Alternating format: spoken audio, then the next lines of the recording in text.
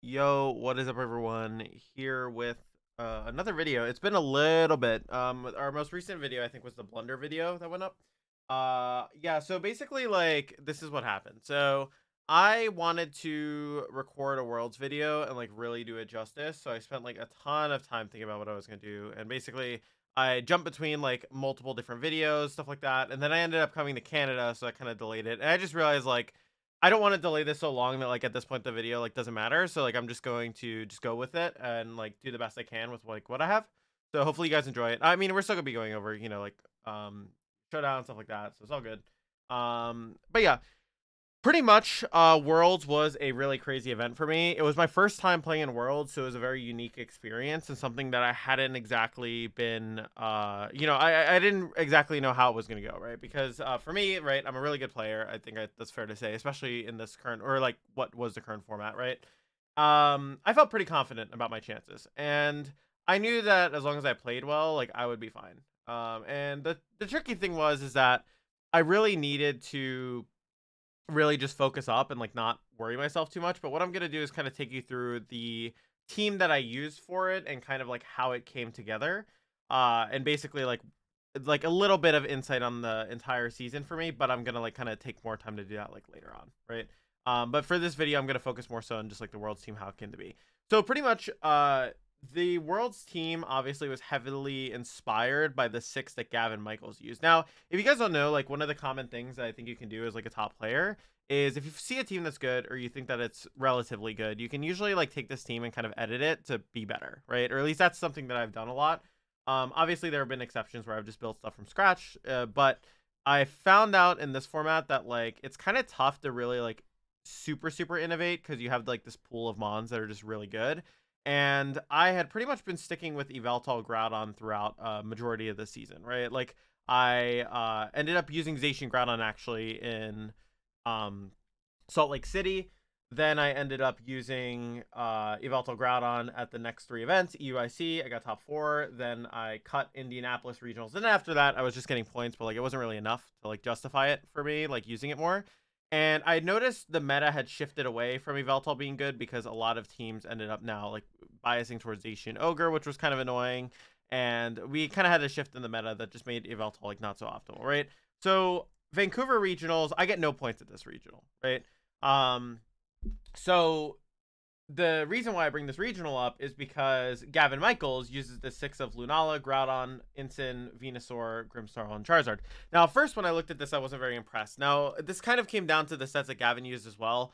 He used Bulk of Leftovers Groudon. I really don't like that set. I don't think it's that strong. And he had like no Protect Lunala. It was slower with Moonlight, and it was a bulkier team. It's a Gavin Michaels team, right? Like you would expect him to use this kind of team.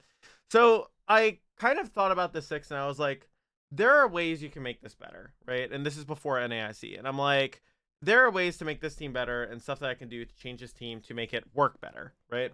Um, and I made some changes to the team and I gave it to an Australian player, or sorry, New Zealand player, Alex Donaldson for coaching, right? And he ended up using the team at the regional. He told me it was super good. It was good in practice and everything. And he ended up not cutting the regional he brought it to, but he ended up like doing like pretty well with it, and he said it was a good team. So like I took his word for it, right? And this sounds like a little crazy. That would just like be like, oh yeah, okay, you think it's good, I'll like play it, why not? But like at this point, like you guys have to realize like at by the time NAIC came around, like I already had like I had my Worlds invite, I had day two locked. Like there was no immediate like pressure forcing me to like have the perfect call that like wins. Obviously I want to do well, but like I'm not like in a position where it's like if this is life or death, like I won't get the travel award, right? I knew I had the travel award figured out, so I could afford to experiment before Worlds. And I definitely looked like seeing Gavin's success with it, and then seeing Alex using the new version of the team, especially in practice while we were coaching all that stuff. Like that was it was pretty promising. Now, I did end up bringing a different team to Milwaukee regionals, which was Zacian Groudon, but I ended up like not liking it, and I figured that like I don't want to use Zacian Groudon unless I'm using Rinia. And unfortunately to me, like Rinia was just too straightforward, right? So, night before NAIC comes, I end up settling on the six that Gavin and Michaels had used, just with different sets that I felt like made the team better. So a couple different changes going into the NAIC version. NAIC, I was like, okay, so the Incineroar, I put Protect on it. This was really crucial because you got to stall max turns with Protect Incineroar. This change actually is really funny. So the original version of the team I had with this did not have Protect. And at like 2 a.m., I'm in the hotel room. I'm like about to go to bed. I'm talking to Jones, NJ11, if you guys don't know. I'm literally like, dude, I feel like I should run Protect Incineroar. And like there was literally no reason for this besides like I just felt like it was right, you know? I was like, I feel like you can stall a bunch of stuff. You can stall maxes. You can stall Kyogre. And he was like, well, I mean, like, you don't really seem to need a dark move. You have, like, a Lunala, right? And, like, I didn't have Shadow Claw and Groudon, but, like, it was, like, okay. I was, like, fine. Like, I'll just do it. Because, like, I had nothing to lose, right? Protect on Incineroar is probably the coolest, like, move you can run on an Incineroar, in my opinion, just because of, like, how much more flexibility it gives it. And to me, it was a game changer for this team. Like, it was insane. And the reason why it was so good is because of the other change I made to the team from Gavin's team. And this was putting Lagging Tail on Grimmsnarl and making it Trick instead of Thunderwave. Or I think it was Scary Face. Thunderwave, Scary Face, one and two. Lagging Tail at the time was not very popular and not utilized that often. So when I used it, it was crazy. Like it like no one was ready for this thing, dude. Like Lagging Tail Grim carried so many of my matches because the strength with Lagging Tail was that when I wanted to set Trick Room and still trick the item, I could set Trick Room and they would still move last in Trick Room. So theoretically, what I could do is set Trick Room. My Charizard underspeeds their entire team besides their Groudon. I trick Lagging Tail into the Groudon. Now I underspeed their entire team in Trick Room, right? And so, or like outspeed their entire team in Trick Room. So it's just like cool. It's energized really well with Lunala. And the reason why it also worked well is because then I was able to run fast Lunala because even though my Lunala was fast, if I was tricking Lagging Tail into things, I could underspeed them in Trick Room, right? And this ended up coming into play a lot, especially at NAIC. Those two changes, I think, completely changed the structure of this team and how it operated. Another key thing that changed from this team, or that I changed on the team from Gavin Michaels' team, was the Charizard changed to Ancient Power, so I could hit opposing Charizards. The Groudon changed to Assault Vest, so I could swap it in more freely into Kyogre's. Huge deal. It definitely mattered a lot. And I changed the Lunala to be max speed modest, which allowed me to pressure a lot more things. And at +1 speed, I could outspeed Zacian, and I could outspeed Calyrex guaranteed. And that was huge for me. It mattered in a ton of my games. It helped with a lot of my matchups, and it was super, super cool. Basically, like, I took something that I felt like was a strong idea, and I pretty much made it better. And like I was really happy with that because it felt like it was able to carry me pretty far. And like I ended up placing top 4, which was really good for this event. And it like going into Worlds, I basically like was like, okay, so like this is really solid. So like where do I go from here, right? So, Worlds comes. Here's the pace before Worlds. So basically, the main changes I made from NAIC to Worlds was a few changes. So I went to Cobra Berry, which Gavin actually originally had. I had changed the weakness policy for NAIC, but I figured out I didn't really like policy that much, mostly because Koba just lets you consistently sit in front of Life Orb Thunders, sit in front of Landorus, and that was really crucial for the Tornogre matchup, which is something I had struggled with at NAIC versus Agadi. So I made changes to the team to account for that matchup. Besides that, I hadn't really changed many, like much else. I pretty much just made the Grimmsnarl like a little bit more defensive, so it could take like one hit better. I think it was Behemoth Blade from Zacian or something behind screens. Like it was specifically EV'd Zacian. And the Groudon was the same, but I was consider changing it to Shadow Claw, but I decided to keep it Heavy Slam for Grimmsnarls. In hindsight, Shadow Claw might have been better, but it didn't end up coming into play either way, right? Like the fourth move on Groudon doesn't really matter besides specific matchups, but in top 16, if I had played versus Edu, which I'll get to, I would have wanted Shadow Claw. Not having Shadow Claw probably would have made it a little more difficult, even though like the matchup was favored for me, like it would have been nicer, right? So, you know, Heavy Slam, Shadow Claw, interchangeable, but pretty much like the team synergizes really well. You obviously have a lot of things you can do. You can run the Lunala next to the Zard, put on a lot of offensive pressure that way. You can lead Venusaur and Grimmsnarl or Charizard and Grimmsnarl and kind of threaten the trick immediately, get the screens up, leverage your Gigantamax, get the residual chip. What's really strong about this team is like a lot of these mons they have a good bulk level where like you don't really need to over invest into their bulk. So like specifically with this, I mean like Lunala. Lunala is so bulky because of Shadow Shield that you don't actually really need to invest into its defensive stats. So you can literally just make it super offensive and like you get rewarded for that, right? And you know, with screens up, like even Charizard becomes like pretty strong, even though it has like no bulk investment. Like with screens, like these Gigantamax bombs become really hard to remove. And pretty much like this entire team is built around supporting your Gigantamax options. Obviously, in some cases, you're not going to have your Gigantamax mons, but like majority of the time, you're using Venusaur and Charizard, right? And for me, like I felt like that was really strong because Sun is just such a strong archetype, and it really benefits off of the partners to Groudon. And I was really able to take advantage of this, you know, in the tournament. So to me, like this felt like a really good option. I considered a bunch of other teams going in the Worlds, but this was my final decision, mostly because when it came to Worlds, I pretty much had to like find out what Sun team I wanted to use. That's basically what it was, right? So I had a couple candidates. I had Rinya, I had this, and then I had Shadow Rider over Lunala on this team. I tried Shadow Rider over Lunala on this team, and funny enough, I had actually placed in like, I think I got like over 2,000 rank on Showdown with it. But it just didn't feel right. Like, I just didn't like it. So I was like, okay. I was like, I'm just going to use Lunadon. Eventually, like, a couple days before Worlds. Like, par for the course. And, like, the reason why I was nervous about this is because, like, in every tournament where I had used the same team, I actually did worse the second time. Which I guess you could argue maybe happened. But I felt like this was my best shot at, like, winning. And even with the like, it being volatile with, like, sleep pattern misses, like, it was my best chance to win Worlds, right? So, like, I'm bringing this team, absolutely. And I felt like going into Worlds, like I was the best Lunadon player anyways. That's just kind of how I viewed it. And I was like, you know what? Like, yeah, dude, like I will do well with this archetype. I play it better than anyone else, and I can, just perform well with it as long as I'm focused on the day. And that was the important thing, right? So now Worlds comes around. I'm in the tournament right now. We're going to go through my run. And pretty much the way it worked was I started from day 2 because I had the travel award. And I had to skip to day 2 because I had a lot of CP, right? I actually had the second most CP in the world, just behind Eric Rios. I had like 2,100 CP or something, which is like crazy. That's like a really big number. So I was very content. Like, this is my first Worlds. Like, you guys have to keep this in perspective too. This is my first Worlds and like my first real season competing, right? Besides, obviously before Worlds, technically I've been competing in the online era before, but like my full season, if you count it in this like scale, basically, if you count the season, because it's basically 2019 to 2022, I had 4 regional top cuts in 2019, 1 win, 1 second, 1 fourth, and 1 eighth.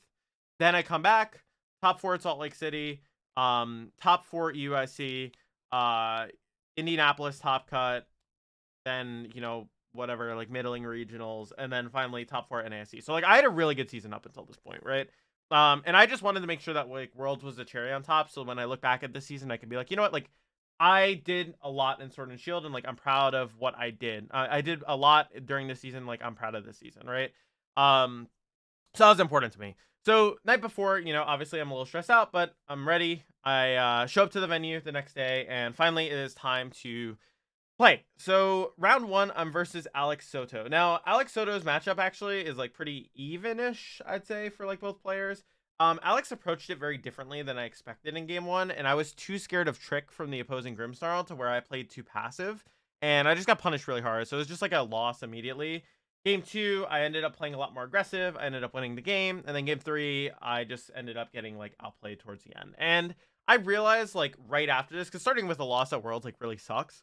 But I also realized like I can't play scared. Like I'm here for a reason, and I'm like a better competitor. And like this sounds really like ego-y, I guess, but like this is just how you have to think in like tournament. Like I am better than all these players. Like I have second most CP in the world. Like even versus Eric, like I was really close to beating him at USC. Like I can very much like say that I'm one of the best players in the world, right? Like I just need to like get my head in the game. Like it just like shut up, Joe. Like with your intrusive thoughts, just like focus on the game and like play. So actually, the loss was probably the best thing for me because after that, I just played like I think the best Pokemon I've played like in my life. I definitely wasn't proud of round 1, but like after that, I was like, okay, head in the game, like gonna do my best. So round 2, I play versus Kohei Inamoto. I missed a ton of moves, and he kept popping off, but like it ended up not mattering. I just positioned well enough, and like also too, I knew that he had a Sash Incineroar. The Kali-Ice Palkia matchup is like pretty in my favor for the most part, and like because I knew some of his items, it was already like beneficial to me. He had there was some like information going around on him, so like I knew what he had anyways.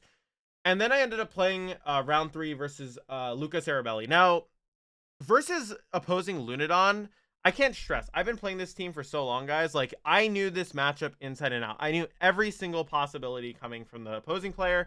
I knew every single possibility coming from me. Now, to make it even worse for Luca, Luca had weakness policy Charizard. Now, the reason why that's really bad in the mirror is because you're slower than the Lunala. The Lunala can just Meteor Beam you, right? Which is really bad before you even get to move, which is like horrendous for Luca.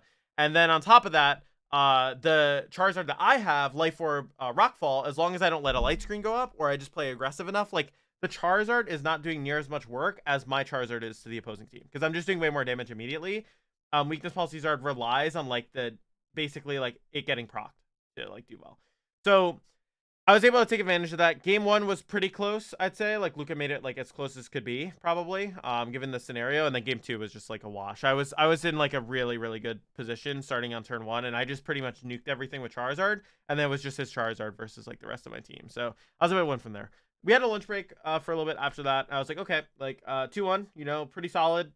Literally just 3 more. That's how you have to think about it in those situations, right? So I'm like, 3 more. I have this. Then I'm gonna be able to move on. So then I play versus Shoma Honami. Now, if you guys don't know Shoma Honami, he is the 2015 world champion. I don't know what it is, but I feel better. So like it's funny because like in VGC, like a lot of what American players say is like, oh, I never want to play versus like Japanese players or like players from like OCIC or like that area. But like I actually feel better playing versus players from like you know, the Asia, you know, like Australia, like that kind of area than I do playing versus like US or like European players. I think that's just because like I feel like if I'm playing versus a player who has not played versus me like at like, you know, like consistently, like I can get them a lot better in like one set than like someone who I played versus consistently. It doesn't mean I can't beat someone who I've played versus consistently. It's just more so like I feel like I'm more willing to make the reads that I need to make in a best of 3 in a first time playing someone set than someone else will, right? Like obviously that's not always the case. And like I think I would have been fine regardless of who I played, but like I definitely like wanted to play versus Japanese players. Also because it's a cool opportunity. Like how often do I get to play versus Japanese players in tournament? Like never, you know? So like getting to play versus like the 2015 world champ is pretty cool. So I end up playing versus Shoma. The matchup's pretty good for me actually, because like I have a Lunala, I have a Charizard, I have an Incineroar Groudon. Like this should be a wash for me, right? Like I should be absolutely destroying this. I severely underestimated the Meowstic in game one. This thing was like yawning me. It was setting up screens. I was just kind of like ignoring it, and like I got punished super hard for it, dude. Like I absolutely let that Meowstic do way too much work, and like after game one, I was like, yikes. I was like, I gotta get my head in the game, you know? Like I can't be losing to Meowstic because like. I mean, obviously it's Shoma too, so he's good. It's just like, dude, I don't want to lose to Zacian, Dialga, Meowstic. You know what I mean? Like triple steal. I have a Charizard. I shouldn't be losing to this. So get my head in the game. Game 2, he ends up leading Tornadus and Landorus, and I just kind of take advantage of that with Incineroar and Lunala. I'm just able to kind of win the game pretty convincingly. He ends up maxing the ban Landorus, which was really funny. It just didn't do enough work. And then game 3 finally comes around. Now, game 3 is a bit more close because Shoma's playing well, I'm playing really well. And it comes down to this key turn, right? So the Dialga's +1 special defense. It's maxed, and it's at like 66% HP. And my Charizard's sitting there, and it basically has 1 turn to kill this thing. If Dialga does not die, I lose the game. Like, straight up. There's like absolutely no way I'm going to win this game. And I click swapping Groudon, I click Gmax Life Orb Wildfire into the Dialga, and I end up getting the KO. Now, this is insane. Like, this is why Life Orb Charizard was so good. If I had any other Charizard set in that situation, like, I was toast, dude. Like, there was no way I was winning that situation.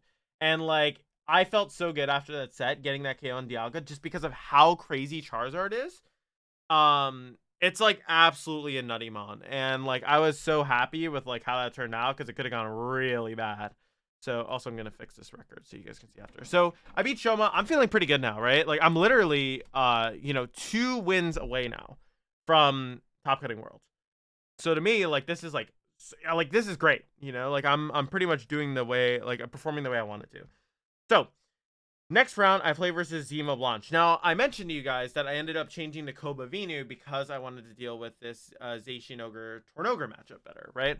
And it was very crucial in our set. Game 1, I just got kind of outplayed. Zemo, like when you play versus someone, especially in a set, if you notice, like a lot of my losses actually are game 1s. And the reason why is I just think like game 1, people like I work better when I get a feel for someone, you know what I mean? And when I think like that's one of my like, I wouldn't say weaknesses, but like one of the things I probably need to work on is like when I play versus people, like game one for me is a lot of feeling them out, and sometimes like other people take advantage of that.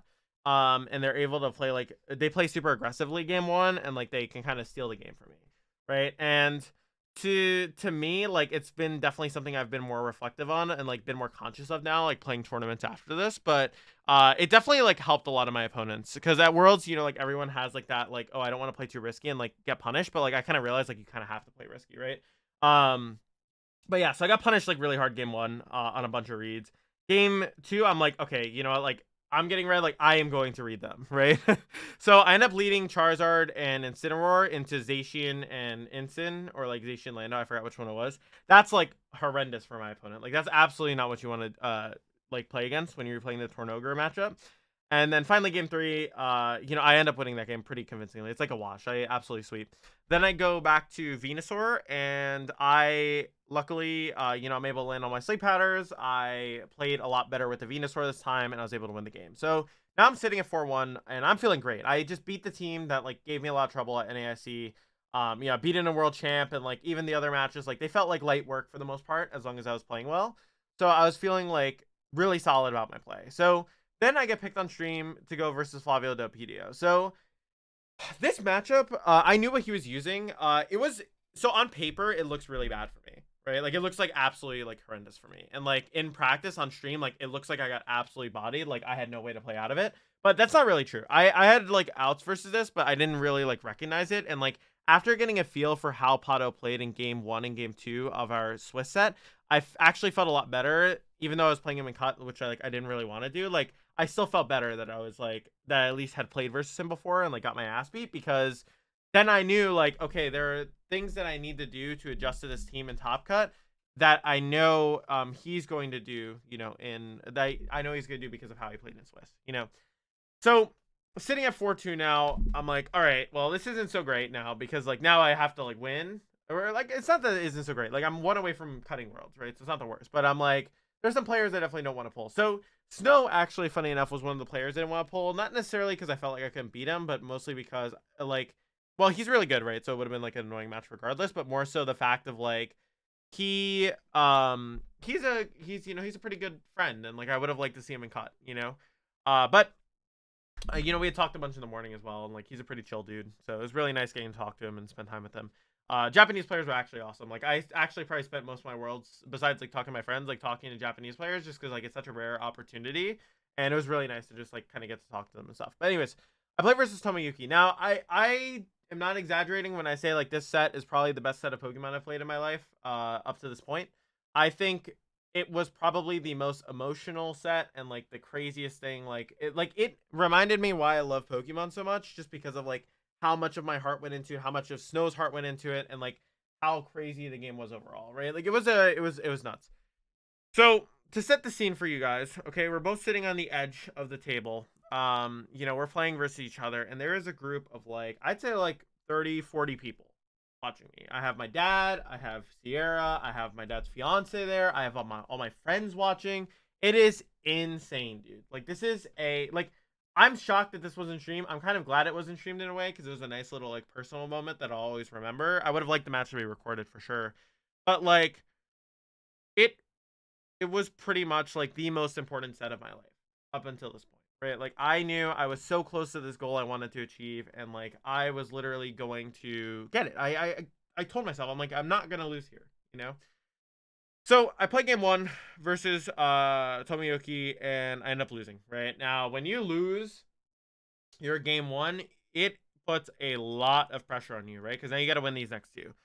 But from playing Snow, I understood how he was playing the game, and he felt like almost like it felt correct that he was the last obstacle to prevent me from cutting worlds. Because in the beginning of the in the beginning of the series 12, I had played versus him for like a community league thing. It was a pretty big match, and like I lost him, and then I asked him for a rematch, and I lost again. And everyone at the time was like, "Oh, lol!" Like Joe asked him for a rematch and like lost again. But like people don't understand the reason why I asked for the rematch is because I wanted to like understand how he played better and like even take some of that for myself. And I think people like misunderstand that like losses are a bad thing, because like losing is good as long as you take lessons from it and you improve from it. And like I actually think me playing versus him those two sets and losing to him both times early on in the format helped me with our set because I knew how he played, right? And finally, game 2, I'm able to win it pretty decently convincingly. Now, the pressure's on. We're sitting there 1-1. We have a group of like 30 people on the right side. My friends are watching, I have Sierra watching, my dad's watching. It is like the most intense thing I've ever experienced in my life. And me and Snow, this game 3, dude, we are throwing punches back and forth, dude. He's making really solid plays. I call out that he has a 4 status move Whimsicott, and I swap out on his Encore, and I punish him for it. And it comes down to the wire, dude. It comes down to me maxing my Lunala. His Kyogre's still alive. It's Assault Vest Kyogre. And I set Rockfall to live the Origin Pulse. He ends up missing, but like I would have been able to survive anyways. This extra bit of Sand Chip and then the Max Guard that I go for allows me to stall the last turn of Light Screen, and I'm just able to pick up the Kyogre with Moongeist Beam. I cannot express how good I felt in that moment, dude. Like, I felt like I had conquered like the biggest challenge of my Pokemon career and achieved like my goal. And like, obviously I want to win, but like cutting was like a huge deal for me, dude, and Tomoyuki, he was a really good sport. He shook my hand, he all credits to him because I know how much it meant to him too. And even though it sucks that like I was the one who had to eliminate him, like I wouldn't have rather played any other person just because of how like memorable that match is to me and like how important it was to me.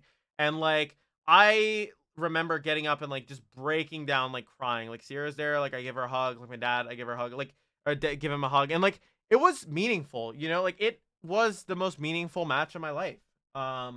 It was a really, really big deal to me, and I felt like I had at least done my season justice by cutting, right? And I didn't want it to end there, but I felt like I had played my heart out and I had given it everything I had, and like I had achieved one of those goals that I really wanted, right? Um, and I see pairings, I see I'm playing versus Flavio again. I'm obviously not like the most happy about it because like I got washed by him on stream, and like I'm like, oh dude, like this matchup's annoying. And I'm sitting there, I'm walking back to the hotel, right? And I think I was talking to Osiris VGC Lee, Provis, one of the casters, and I was talking to some other people, and we were talking about the matchup. Lee was just asking me like more so like, how do you feel for tomorrow? And then I was talking to some of my friends as well. I was like, what do I do versus this, And then I'm like, what if I lead Venuzard into this team, right? And this is a lead that's very volatile, so usually I don't bias towards it, but Pato and Swiss had led Kyogre and Moltres into me consistently, and he had no answer for Airstream Charizard into Moltres and Sleep Powder into Kyogre. So I pretty much like I got some rest immediately as soon as I got back to the hotel and like we had wrapped up. I woke up at like I think 4 a.m. and I just grinded games from when I woke up at 4 a.m. with Jones and like Izzy and like a few other friends. I just stayed up and I just grinded my ass off. I've never played more games of Pokemon before set. And by the end of it, like I knew if I beat Pato, my next opponent's Edu, and like I have a favorable matchup in there. If I beat Edu, like the rest of the run's free. Like every other matchup I could have played was in my favor, and I would have been playing versus Casty if I made it to finals. So like that matchup would have been a little bit tricky because of Mirror, but like I had a Venusaur, so like I had a tad bit of an advantage there, right? But anyways, like I knew that as soon as I beat like Pato and I beat Edu, like I literally have the world championship as long as I play well, right? So to me, what I'm thinking about is, okay, like how do I, make sure that I do this well? And like I tried to find a lot of different ways to beat Pato's team without having to rely on Sleep Powder, but I just couldn't, right? Like there was no other way for me to beat his team without like clicking Sleep Powder at least a few times. So I just accepted this. I was like, I'm gonna lead Venusaur, and I sit down for my match against Pato, right? Now, when you're sitting down for World's Top Cut, right? Like most people, their like natural thing is like to be super nervous. I think I played the most confident game of Pokemon in my life in that set. Besides like versus Tomoyuki, although I think that was like not the most confident I've ever played. So I'd say versus Pato. And like this matchup should theoretically be really good for Pato. And I felt like I was destroying him, dude. Like I genuinely think I played like some of the best Pokemon I played in my life. That set as well. And like game 1 was really unfortunate. I knew that I had to rely on Sleep Powder. Turn 1, I missed Sleep Powder. Turn 2, or like not turn 2, but like I missed the second Sleep Powder, missed the third Sleep Powder, and like that's how I lost game 1. And I'm just like, well, I can't do anything about that, you know what I mean? But I called his lead perfectly game 1, and I had a plan for game 2 actually, as well. And I call it perfectly. I call his lead game 2 as well. And it gets really close. Like the match is super, super close. I think I ended up missing like another sleep powder in there somewhere, but like it didn't really matter too much. And I end up being in a situation where Groudon is sitting in front of a Moltres and a Kyogre. And all I have to do is connect this Precipice Blades, and the game is flat over, right? And I'm sitting, I remember, I just click Precipice Blades. I'm like, dude, like, I have to get this, you know? And Moltres clicks Fiery Wrath. It flinches my Groudon, and I lose the game. I'm just like, oh. Because, like, the worst part about it is, like, I lost because I missed, and then I got Fire Wrath flinch. Like, well, you can't do anything about that. You know what I mean? Like, you could always make the argument, like, oh, yeah, you could have played better. But, like, I literally, like, made the optimal play, like, multiple turns in a row. Like, Pato told me at the end of the set, he was like, you played really well. You know, and he was like, you definitely like, I'm sorry for like, you know, like some of the luck, and like it was fine. Like it's not Pato's fault, it's the game, you know. But like I knew too, like Pato had a really bad matchup in top 16 versus Edu, so like I kind of knew that Edu had like, you know, like a free top 8 from there, and I was like really disappointed because I also really wanted the opportunity to play versus Edu because he was a player I hadn't gotten to play versus in a while, and like I felt like I definitely like could have won that, and like you know I felt like that was my world's run, like I could have done it, you know.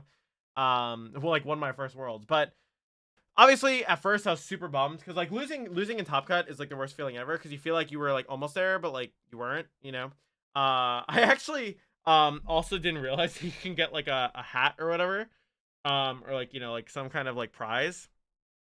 So I never ended up getting the prize. I gotta actually message them about that again, support about that again. But you know, it happens like that. You know, sometimes you don't exactly get the run you want. And even though I'd lost to Pato, like I was pretty proud of like my performance. I would have definitely liked to go farther. And like I'm always the kind of player who will like always think about like what I could have done as opposed to like what I did do. And like that's a blessing and a curse in a way, but also too like I know that like all it takes is for me to show up to worlds again, and like one of these worlds, like I'm just not gonna like be unlucky, and like that's fine. You know, like that's just the reality of like the team I use. It's a reality of like some of the teams I play, and like that's okay. You know, Pokemon is a unfortunately like there is luck involved in it. You can play well enough to try and mitigate that luck as much as you want, but there will be some luck involved in it. And to me, like this Worlds definitely was like a nice cherry on top to my season. I would have preferred to go a little bit farther, but overall I was like pretty proud of it. And it was a good event, you know. So I ended up placing, where is it? 22nd, which was pretty cool, you know. And I ended up making cut. So for my first Worlds, not bad. In the future, definitely would like to go farther.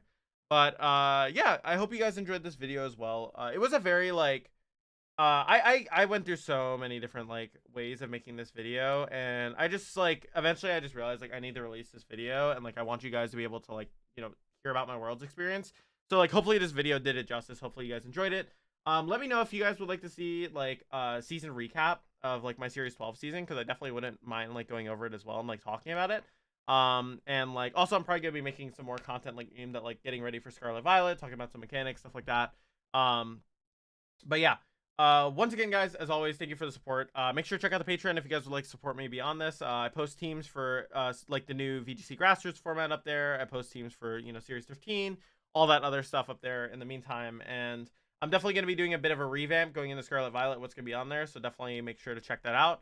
And also too, make sure to check out coaching if you guys would like to work on your skills. Like this is a really good time to like kind of get ready for Scarlet and Violet and kind of work on your Pokemon skills. So definitely would advise you to at least consider it, you know. But yeah, once again guys, thank you so much for all the support. I incredibly appreciate it, and I will see you guys on the next video. Peace.